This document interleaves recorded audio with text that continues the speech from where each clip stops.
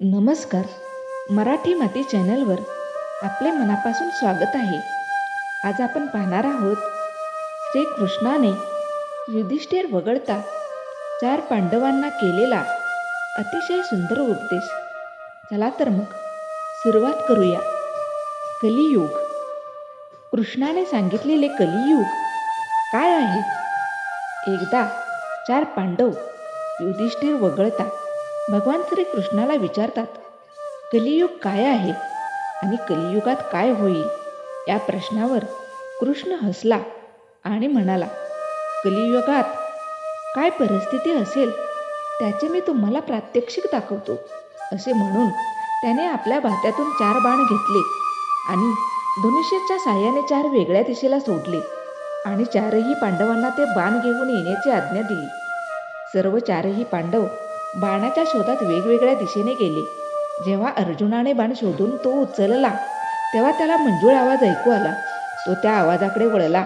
त्याने पाहिले एक कोकिळा खूप गोड आवाजात गात आहे, पण त्याच वेळी जिवंत सस्याचे मांस खात आहे. तो ससा खूप वेदना सहन करत आहे. या दैवी पक्षिणीचे हे घृणास्पद कृत्य पाहून अर्जुनाला धक्का बसला. त्याने ते ठिकाण पटकन सोडले. भीमाने या ठिकाणाहून बाण उचलला. त्या ठिकाणी 5 विहिरी होत्या. एका विहिरीभोवती 4 विहिरी होत्या. त्या विहिरीतील गोड पाणी त्यांच्यात साठून राहू शकत नसल्याने त्या विहिरी बाहेर पडत आहे. पण आश्चर्याची बाब म्हणजे या 4ही विहिरी पूर्ण भरून वाहत असताना मात्र मध्ये असलेली विहीर कोरडी होती. हे पाहून भीम चक्रावून गेला. नकुल जेव्हा बाण घेऊन माघारी येत होता तेव्हा त्याने एक ठिकाणी पाहिले की एक गाय वासराला जन्म देत आहे. जन्म दिलेल्या वासराला ती गाय चाटू लागली, पण ते वासरू स्वच्छ झाले तरी गाय चाटतच राहते. खूप मुश्किलीने लोक त्या वासराला गायीपासून वेगळे करू शकले. तेव्हा ते वासरू खूप जखमी झाले होते. हे पाहून नकुल गोंधळून गेला. सहदेवाने एका डोंगराजवळून बाण उचलला आणि पाहिले एक मोठी शिळा खाली कोसळत आली. ती शिळा खाली येताना वाटेत येणाऱ्या मोठमोठ्या झाडांचा दगडांचा चुराडा करत होती, पण तीच शिळा एका लहान रोपामुळे थांबली. यावेळी सहदेवही चकित झाला. या चौघांनी या सर्व घटनांचा अर्थ श्रीकृष्णाला विचारला. श्रीकृष्ण हसला आणि अर्थ सांगितला.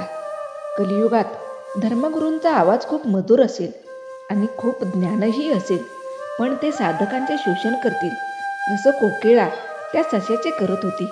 कलियुगात गरीब लोक श्रीमंतासोबत राहतील. श्रीमंताकडे खूप धन असेल, ठेवायला जागा नसेल, पण ते त्यातील एक कवडीसुद्धा गरिबांना देणारा नाहीत. जसं त्या विहिरीने कोरड्या विहिरीला एक थेंबसुद्धा दिला नाही. कलियुगात पालक मुलांवर एवढं प्रेम करतील की त्या प्रेमाने मुलं बिघडतील आणि त्यांचे आयुष्य उद्ध्वस्त होईल. जसं त्या गायीचे प्रेम वासराला त्रासदायक ठरले. कलियुगात माणसे चारित्र्याच्या बाबतीत खूप घसरतील.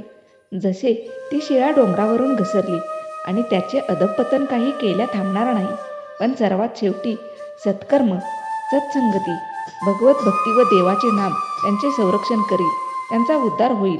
जसं त्या लहान रोपाने त्या शिळेला आणखी खाली जाण्यापासून रोखले. कितीही विरोध होऊ देत, चांगल्या व योग्य गोष्टींनाच आपला पाठिंबा द्या.